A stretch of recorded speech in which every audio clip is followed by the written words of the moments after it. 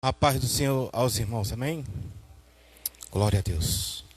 Abra comigo a sua Bíblia em Jeremias, capítulo 2, versículo 12 e 13. Jeremias, capítulo 2, versículo 12 e 13.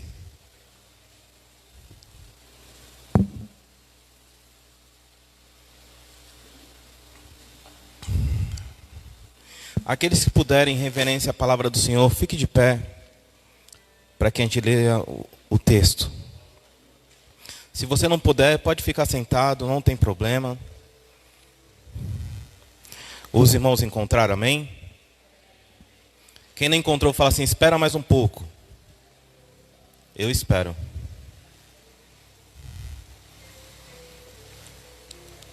Os irmãos encontraram, amém?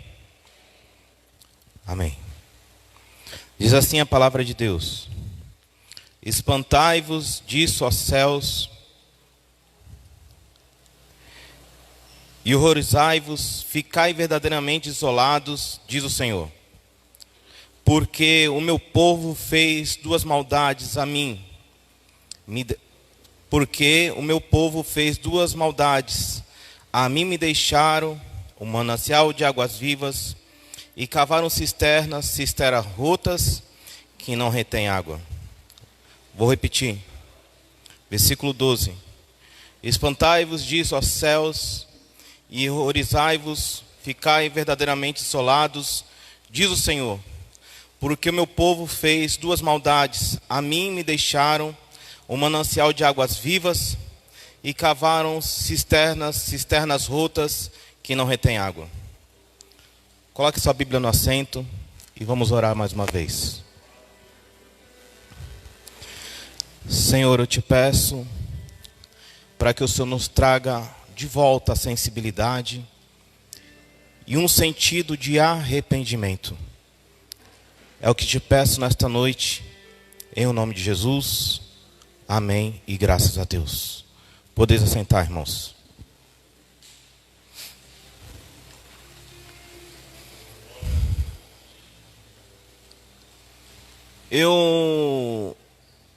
No começo do mês, lendo a Bíblia Sagrada, eu pedi uma palavra que Deus falasse comigo, ao meu coração. E quando eu li esses versículos, eu fiquei impactado. Porque Deus levanta Jeremias em um tempo que o povo tinha se esquecido de Deus, tinha trocado Deus por outros ídolos, estava em pecado, estava corrompido. Então Deus levanta Jeremias e faz ele profetizar essas palavras, que o povo de Israel, o povo de Judá, tinha abandonado mananciais de águas vivas e trocou esse manancial por poço roto, poço rachado que não retém água. E eu fiquei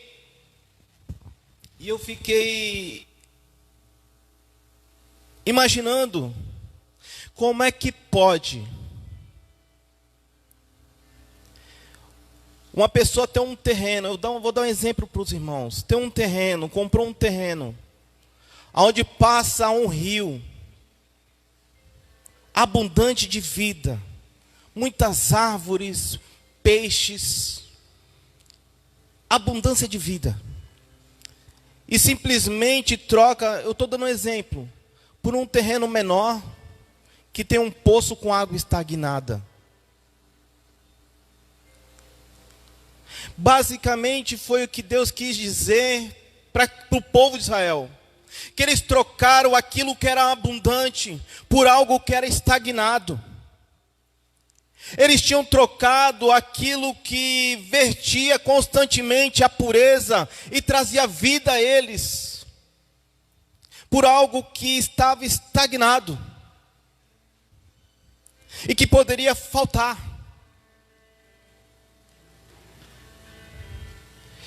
E a única palavra que eu vejo nesse texto se resume numa palavra: desprezo. O povo estava desprezando Deus. E isso não era daquele tempo, foi em todos os tempos. A palavra de Deus diz que o nosso Deus é muito sensível. Desde o começo da Bíblia, Deus sempre quis se relacionar com o ser humano. Mas o ser humano sempre fez essa troca, trocou aquilo que era abundante por algo momentâneo e passageiro. E a história vai se repetindo, até que o povo de Israel está no Egito, já está cativo. Eles agora estão escravizados por Faraó, eles começam a clamar a Deus. E a Bíblia diz que ele escuta o seu gemido. Levanta Moisés. Ele agora tira o povo com mão poderosa. O povo, de forma sobrenatural, ele abate os reis do Egito, abre o mar vermelho e o povo passa em terra seca. Ele abate e desbarata Faraó, apaga o nome dele da história. E o povo agora anda em liberdade no deserto, na dependência de Deus. A Bíblia diz que havia uma nuvem para proteger do sol, e uma coluna de fogo para proteger do frio. Mas mesmo assim, as pessoas desprezavam a Deus. Desprezavam a sua ação, desprezavam o seu amor, desprezavam o seu poder. Por quê? Porque eles sempre estavam insatisfeitos. Eles estavam acostumados em tomar água de poço. E eles não tinham a ideia de que o manancial de águas vivas estava ali, disponível para eles. Eles toda hora reclamando de água, mas a água estava sempre presente. Era o Senhor que matava a sede da alma deles, eles não perceberam. Eles foram impedidos de entrar na terra prometida. Se levanta uma nova geração, uma geração temente ao Senhor, eles entram, eles conquistam. Mas a Bíblia Sagrada continua. A Bíblia Sagrada continua mostrando que durante as gerações, pessoas continuavam desprezando a Deus. E Deus tentando agora transportar o seu sentimento celestial para um sentimento humano. Ele pega e levanta a vida de um profeta chamado Oséias. Ele fala: Oséias, toma uma mulher de prostituição, casa com ela, vive com ela, porque assim como ela te trai, assim como ela não é fiel a você, e assim como você tem que ser fiel a ela e ama ela, assim sou eu com esse povo. Esse povo me despreza, esse povo vira as costas para mim, se prostitui, mas ainda eu continuo amando. E a palavra de Deus diz que Oséias se casa com ela. Ela tem filho de prostituições. E ela agora sai de casa, vai viver com homens. E agora esses homens são perversos, levam ela cativa, vendem como escrava, e Oséias vai lá. Paga um alto preço para ter ela de volta. Era uma ação profética de Deus. Deus, Ele nos tem porque Ele nos criou, mas também porque Ele pagou um alto preço. E eu continuo vendo que durante as gerações, as pessoas perderam a noção de quem é Deus. Desprezando o seu amor, desprezando a sua presença, desprezando aquilo que Ele faz, principalmente quem Ele é. A palavra de Deus diz em Romanos capítulo 5, verso 8: mas Deus prova o seu amor para conosco em que Cristo morreu por nós, mesmo nós sendo ainda pecadores. Já falei aqui e vou falar mais uma vez. Quando eu li esse versículo, o Senhor Deus me impactou. Ele falou assim: Cláudio, você me ama? Falei: Senhor, qual homem que não te ama? Ele: você ama Sara? Eu falei: sim, Senhor, eu amo a Sara. Como é que você ama a Sara? Ah, Deus, eu penso nela o tempo todo. Eu tenho prazer de escutar ela. Senhor, eu tenho prazer de conversar com ela. Senhor, eu vou na avenida para comprar algo, para arrancar um sorriso dela. Senhor, até sonho com ela, falando como se Deus não soubesse. E Deus pergunta para mim novamente: Cláudio, você me ama? E eu parei, irmãos, há uns 6 anos atrás, e vi que eu não amava Deus. Porque Deus prova o seu amor para conosco. em que Cristo morreu por nós, mesmo ainda sendo pecadores. Deus falou assim: Cláudio, não é as tuas palavras, é as tuas atitudes que vai demonstrar que me ama. Eu provei com uma atitude. Eu não espero palavras, eu espero as suas atitudes. E ele fala assim: Cláudio, você foi desprezado alguma vez? Eu falei: Senhor, já fui desprezado. E ele falou assim: isso dói? Eu falei: sim, Senhor, isso dói. Ele: toda vez que você não me percebe, toda vez que você não sente vontade de falar comigo, de estar comigo, você me despreza, isso me machuca. Estamos numa geração em que desprezam a presença de Deus. Estamos numa geração que não fazem caso da presença de Deus, tratam Deus como cara. Falta de respeito. Não tem reverência. Em Jeremias capítulo 35, versículo 17. Coloca aqui, por favor.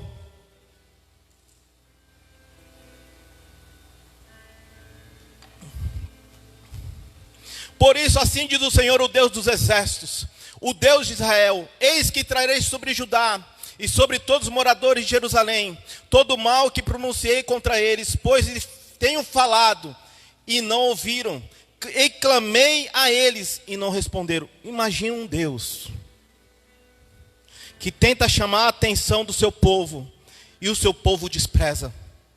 Como será que fica o coração de Deus?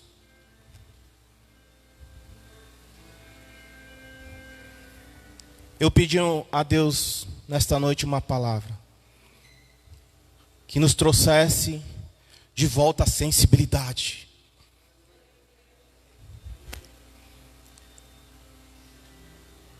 E eu comecei a imaginar como foi que como Deus entregou Jesus. Diz Mateus, Marcos, Lucas e João. Os textos, eles falam de forma clara para aquela época, de forma nítida para aquela época. Mas na Bíblia há um texto que mostra de uma forma mais profunda o amor de Deus sobre as nossas vidas. E eu queria que abrisse o texto aqui, Isaías 53. Quem creu na nossa pregação e quem se manifestou o braço do Senhor.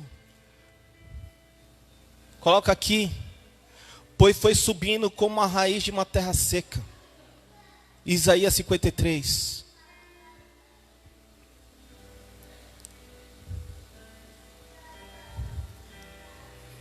Tem como abrir, irmão? Isaías 53, versículo 1 em diante.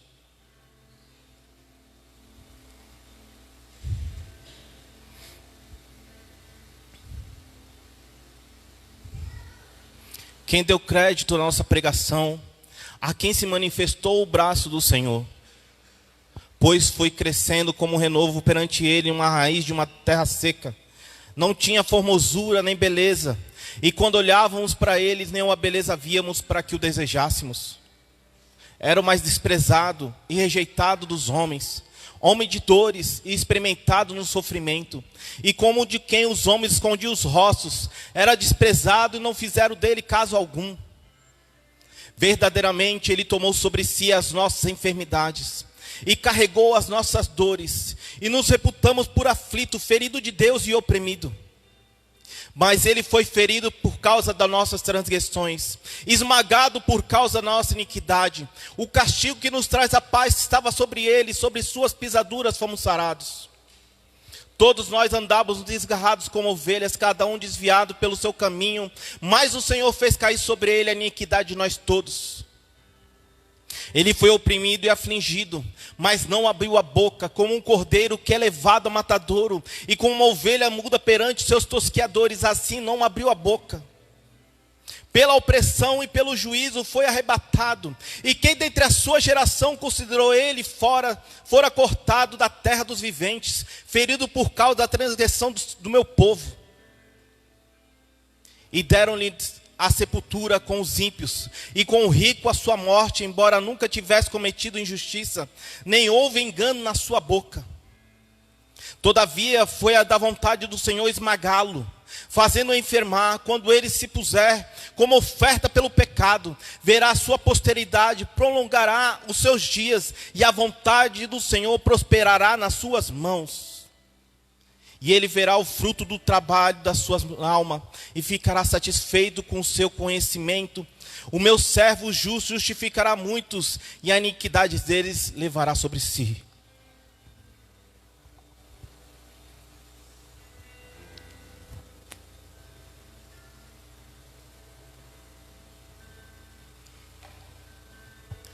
Permita-me a relatar um pouco sobre esse amor.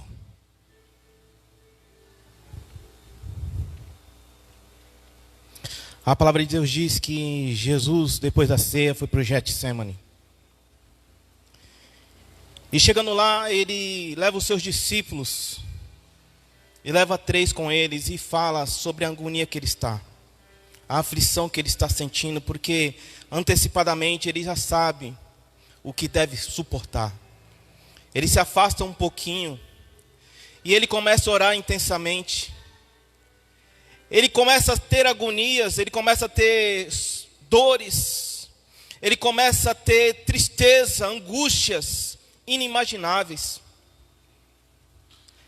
A palavra de Deus diz que ele começa a suar gotas de sangue. Isso é um fenômeno que raramente é conhecido, que raramente se apresenta em pessoas. Ele só se apresenta em pessoas que estão em profunda agonia e medo e dor. Os capilares se rompem sobre as glândulas sudoríparas, e ele começa agora a suar, e o suor vem misturado com sangue. E esse sangue vem agora molhando todo o seu corpo. Ele passa a mão na testa, ele enxerga o sangue, ele fica agoniado, ele fica assustado com aquilo. Ele vai aos seus discípulos, eles estão dormindo, ninguém está com ele. Ninguém. Mas logo vem aquelas pessoas que deveriam prendê-lo. Levam ele preso. E diante de Anás, ele começa agora a ser interrogado. Eles se levantam e veem que ele realmente é o Filho de Deus. E eles acham isso como blasfêmia.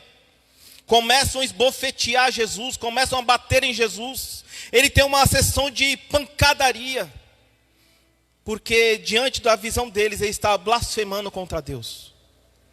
Levam ele para Herodes, para Caifás, levam ele para Pilatos, levam ele para Herodes, levam ele para Pilatos novamente. Ele anda a pé 4 quilômetros mais ou menos.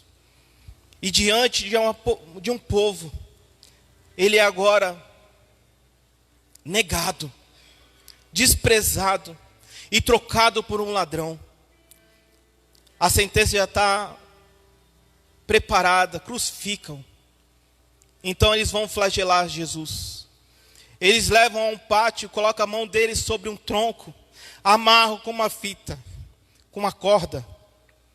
Algozes com um chicote curto, com chicotes fortes, tiras de couro com um pedaço de ferro, pedaço de osso de carneiro quebrado. Começam a desferir golpes sobre as suas costas estão deslaceradas. Batem no seu ombro, batem nas suas costas, nas suas pernas. Se não fosse as cordas, ele cairia no chão, envolto de uma poça de sangue. 39 chibatadas. Levam Jesus para um determinado local, caçam dele, colocam uma manta sobre ele, colocam uma coroa de espinhos sobre a cabeça dele, batem com uma cana sobre a cabeça dele. Os espinhos começam a trazer sangue sobre o rosto, porque é uma área muito sensível. Jesus, ele está em quase estado de choque, o corpo trêmulo, com dores inimagináveis. Ele não toma água, ele não tem uma refeição, e logo levam ele para ser crucificado. Arrancam todas as talas das costas, de forma brutal, causando novamente hemorragia. A pele fica praticamente estendida das costas. Coloca o patíbulo da cruz sobre os ombros dele. Ele não tem força.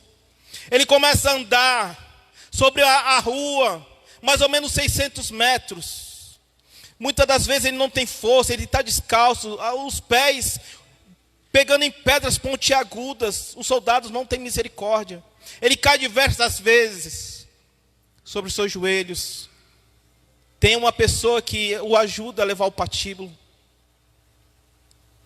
Mas quando chega o momento da crucificação, estende o corpo dele sobre esses madeiros. Pregam um primeiro prego quadrado sobre a sua mão. Ele se contorce de dor, irmão. Ele se contorce de dor. Mas ele fica ali firme, aguentando tudo aquilo, porque ele tem um objetivo de pagar o nosso preço da cruz do Calvário. Estende a sua outra mão. O seu peito, ele fica praticamente tenso. Os seus músculos peitorais e intercostais ficam tensos, como um médico disse, como a tensão de uma corda de violino. Pregam os seus pés, colocam eles sobre a cruz agora, no chão. Jesus, ele não tem posições para ficar confortável. Ele foi martirizado a noite toda, o dia todo. E aquela tensão nos ombros causam cãibras inimagináveis, dores inimagináveis. Para que ele possa respirar, ele tem que apoiar os pés que foram cravados e ralar as costas dilaceradas sobre a madeira não tratada. Farpas entram nos ferimentos. Ele tem que tomar golpes de ar, ele está quase sufocado, ele tem que resistir. Ele tenta colocar a cabeça sobre o madeiro, mas não pode, porque os espinhos atrapalham. Entram mais no seu crânio, o sangue está lavando o seu rosto. Jesus, ele sente cãibra sobre o corpo todo, aquela posição é desconfortante. O objetivo era matar sufocado, mas ele sabia que Deus não aceita a carne sufocada. Então ele se esforça para respirar. E num determinado tempo, a palavra de Deus diz que ele olha, se esforça, toma um golpe de ar e diz: Senhor, perdoa porque ele não sabe o que fazem. Mais uma vez ele se esforça, se levanta e fala mais uma vez: Senhor, está consumado. Em tua mão entrego o meu espírito, e ele morre. Cláudio, tu está tentando mexer com o meu emocional? Eu não preciso disso, estou falando a verdade. Por que Deus falou para mim falar isso? Para quebrar o teu coração de pedra. Para quebrar o meu coração de pedra. Porque Deus, Ele deu o seu melhor sem uma palavra. Ele teve uma atitude para que a gente corresponda a esse amor com uma atitude. Jesus, ele abriu mão da sua própria vida, da sua própria vontade, por amor a nós. E muitas das vezes nós não queremos abrir a nossa mão da nossa vontade para fazer a vontade de Deus, porque o desprezamos. Seja grato a Deus. Ele morreu, mas ele ressuscitou ao terceiro dia. A palavra de Deus diz em João capítulo 1, versículo 11 e 12. Ele veio para os seus, mas os seus não receberam. Mas todo aquele que recebeu, deu-lhe o poder de se tornar filho de Deus, aos quais creem no seu nome.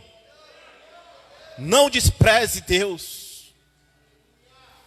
Ah, irmãos, ele nos amou, irmão. Não foi de qualquer jeito. E nós não podemos andar de qualquer jeito na sua presença. Irmão, ele foi capaz de se entregar. Seja capaz de se entregar. Eu falei esses dias e vou repetir. Eu errei muito falando assim: quem quer aceitar Jesus como Senhor e Salvador? Eu errei muito falando isso. Porque não é você que aceita, é Ele que te aceita. Agora a questão é: você quer receber esse presente de Deus, a salvação?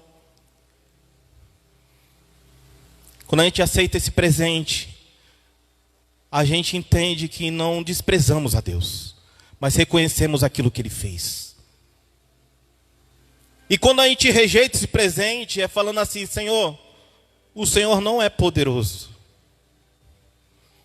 Então, no final da mensagem, quando eu te convidar para receber esse presente, se você ainda não aceitou esse presente, aceite, porque é uma correspondência ao amor de Deus.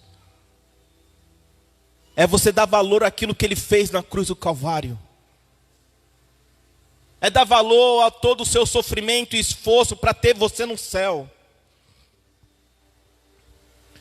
Deus, Ele não se agrada de lançar ninguém no inferno. Não. O inferno foi preparado para o diabo e seus anjos. Mas tem algo na nossa vida chamado pecado, que não pode habitar no céu. Ele só pode sair da vida do ser humano quando ele confessa os seus pecados. É por isso que a palavra de Deus diz que Jesus, em João capítulo 4, ele para do lado de um poço, o poço de Jacó. E veio uma mulher samaritana tirar água do poço. E Jesus fala assim: mulher, dá-me de beber. E ela, indignada, ela falou: como sendo tu judeu, pede de beber a mim que sou mulher samaritana? Ele falou assim: ah, mulher, se tu soubesse quem que te pede de beber, tu lhe pedirias, ele te daria água viva. Senhor, tu é maior do que o nosso pai, que bebeu do poço, seu filho e seu gado. Mulher, todo aquele que toma água desse poço tornará a ter sede, mas aquele que toma a água que lhe der, nunca mais terá sede, pois da água que lhe der, se fará nele uma fonte de água viva que solte para a vida eterna. Aí ela fala assim: Senhor, dá-me dessa água para que não mais tenha sede, nem venha aqui tirá-la. Aí ele fala assim: vai, chama teu marido e vem cá. Senhor, não tenho marido. E ele falou: sei que tu não tem marido, porque sim que tu tiveste, agora que tu tem não é teu. Jesus, ele viu que aquela mulher estava tomando água do poço, assim como o povo de Israel. Uma água que não podia matar sede. Uma mulher que era escravizada pela prática do adultério. E quantas pessoas são escravas do poço deste mundo? Toma água da droga, se alegra um pouquinho, mata a sua sede, mas volta a ter sede e fica escravo do poço. E Jesus quer te libertar desse poço nessa noite. Ele quer te dar uma água chamada Espírito Santo, Paracleto, que jorre de dentro para fora, que salte para a vida eterna.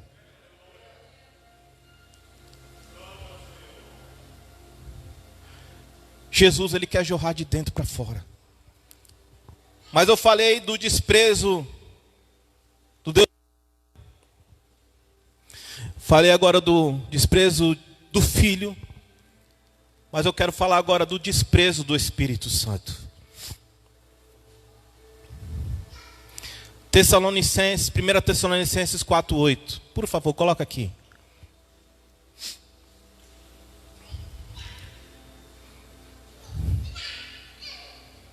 Primeira Tessalonicenses: portanto, quem rejeita isso, não rejeita a homem, mas sim a Deus, que vos dá o seu Espírito Santo. Abra agora Atos capítulo 7, versículo 51. Atos 7, 51. Homens de dura cerviz, incircuncisos de coração e ouvidos, vós sempre resistiu o Espírito Santo, como fizeste os vossos pais, assim também vós. 1 Tessalonicenses 5:19.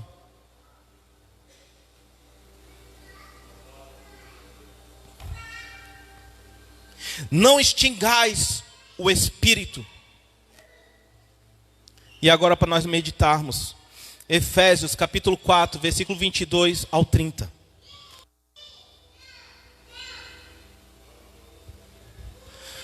A despojar-vos quando ao procedimento anterior do velho homem, que se corrompe pela consciência do engano, a vós renovar no espírito da vossa mente. Continua. E vós revesti do novo homem, que segundo Deus foi criado em verdadeira justiça e santidade. Pelo que deixeis a mentira, falai a verdade cada um ao seu próximo, pois somos membros um dos outros. Irai-vos e não pequeis, não se ponha o sol sobre a vossa ira, nem deis lugar ao diabo. Aquele que furtava, não furte mais, Antes trabalhe fazendo com as mãos o que é bom, para que tenham o que repartir com quem tem necessidade. Não saia da vossa boca nenhuma palavra torpe, mas só o que seja de boa para a necessidade e edificação, a fim de que ministrem graças aos que o ouvem. E não entristeçais o Espírito Santo de Deus, a qual foram selados para o dia da redenção. Esse texto é muito profundo. E eu não quero tomar muito seu tempo, quero ser objetivo aqui. O que o texto diz, até uns versículos anteriores, ele fala que aquele que vai até Deus tem que ter uma novidade de vida. Só o que nós vemos, não somente naquela época, nos dias de hoje, é que pessoas se rendem a Deus, confessam a Jesus, têm o Espírito Santo como uma fonte dentro de si, e eles estão entulhando a fonte com o pecado. Vivem de novo na prática da mentira. Vivem de novo na prática do roubo. Vivem de novo na prática do adultério, da promiscuidade. Entulhando a fonte. Extinguindo, entristecendo o Espírito. Desprezando a ação do poder de Deus.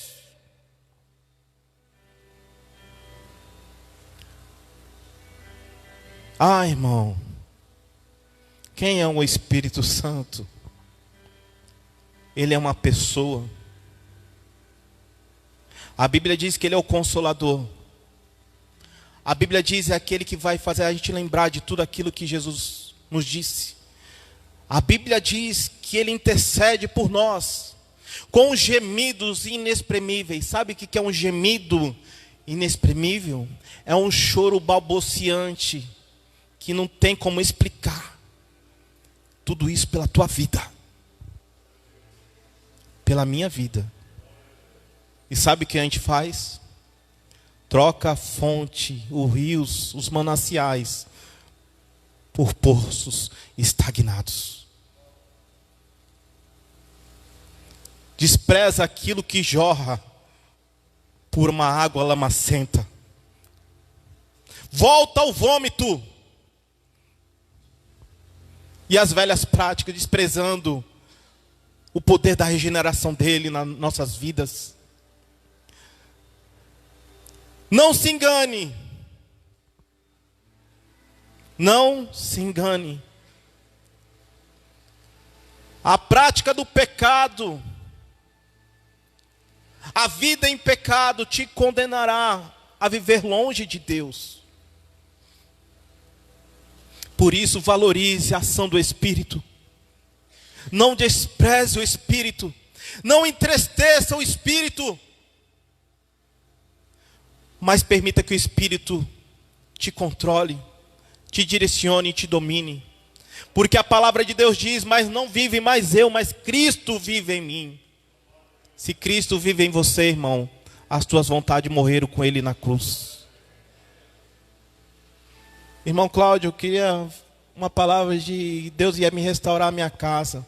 O que adianta restaurar a sua casa se você não for morar no céu? O que adianta Deus te curar se você não for morar no céu?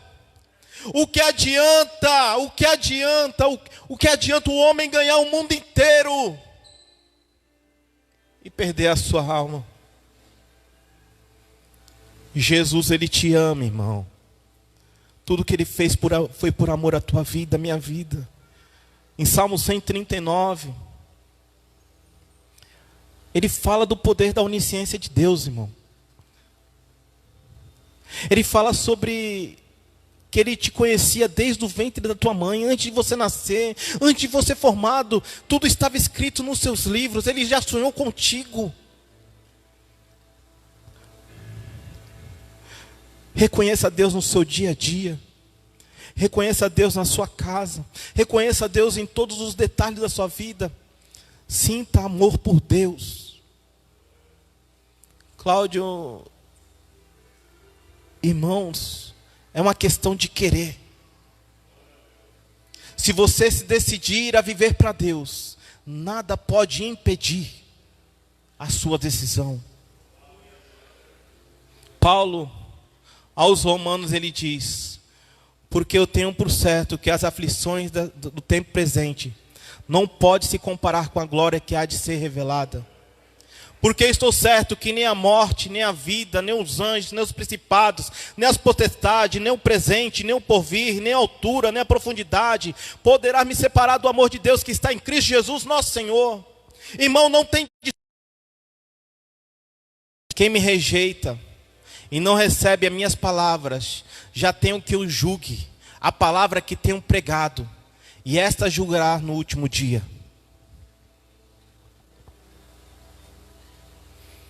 Não há inocentes. Perante a palavra ministrada não há inocentes. Mas a Bíblia diz em Romanos 8:1, portanto, agora nenhuma condenação há para quem está em Cristo Jesus, que não anda segundo a carne, mas segundo o Espírito, porque a lei do Espírito de vida me livrou da lei do pecado e da morte. Decida-se hoje viver para Deus. Eu não estou falando aqui apenas para quem ainda não aceitou Jesus, não tomou a decisão com Jesus. Estou falando para pessoas que já tomaram a decisão. Largue a prática do pecado e vivam a vida de santidade na presença de Deus.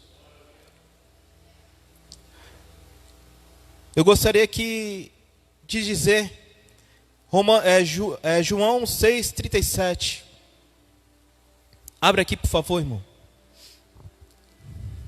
Todo o que o Pai me dá virá a mim, e o que vem a mim de maneira nenhuma lançarei fora. Sabe o que a palavra de Deus está dizendo aqui? Que Deus, ele não te rejeita, irmão. Deus, ele nunca te rejeitou. Deus, ele sempre te amou. Ele nunca te ignorou. Talvez você foi desprezado pelo pai, pela mãe, por todos, mas ele nunca. A palavra de Deus diz assim: pode uma mulher se esquecer do filho do seu ventre, do filho que cria, todavia, se ela se esquecer, eu nunca me esquecerei de ti. Deus, ele te ama, irmão. Perceba Deus. Salmos 27:10. Salmos 27:10. Se o meu pai e a minha mãe me abandonarem, então o Senhor me acolherá. Ah, irmão, se o mundo te despreza, olha para o alto. Olha para o alto, irmão. Há um Deus que não te despreza. Ele está com os olhos, o coração desejoso de ter um relacionamento contigo, de ter um relacionamento comigo. Aprenda a priorizar Deus. 1 Coríntios, capítulo 1, versículo 28.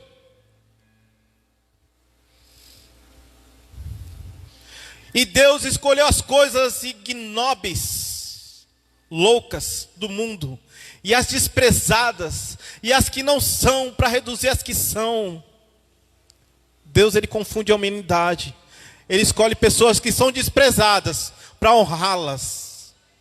Pessoas que acham que não são nada, ele diz: é você mesmo que eu escolhi. Agora, a pessoa que é soberba não pode ter a graça de Deus, porque se acha suficiente. Deus não pode operar, sabe por quê? Porque a soberba toma conta do coração. É o teu dinheiro, é a tua força, é o teu jeito. E Deus não tem espaço.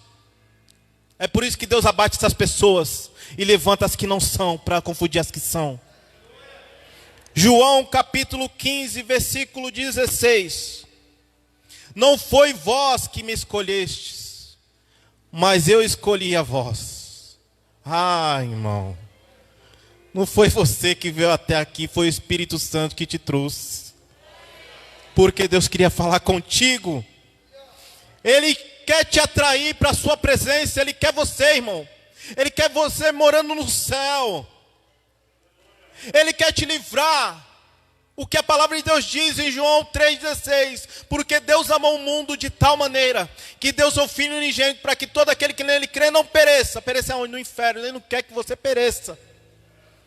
Ele te trouxe aqui, irmão, para te salvar.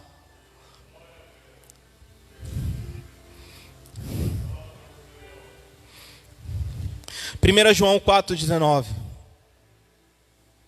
E aqui eu encerro. Esse versículo é lindo, irmão. Nós o amamos porque Ele nos amou primeiro.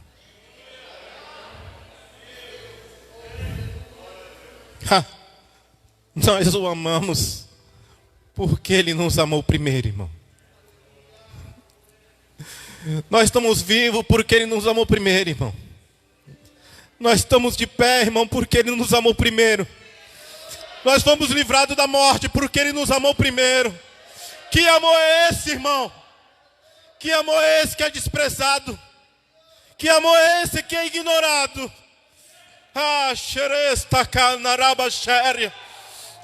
Que amor é esse? Que amor é esse que te escolheu desde a eternidade para fazer coisas extraordinárias, irmão? Que amor é esse? Que amor é esse? Que amor é esse, irmão? Como pessoas podem trocar um manancial por um poço? Como pode? Irmão. Irmão. Vamos ficar de pé. Vamos adorar esse Deus que nos amou, irmão.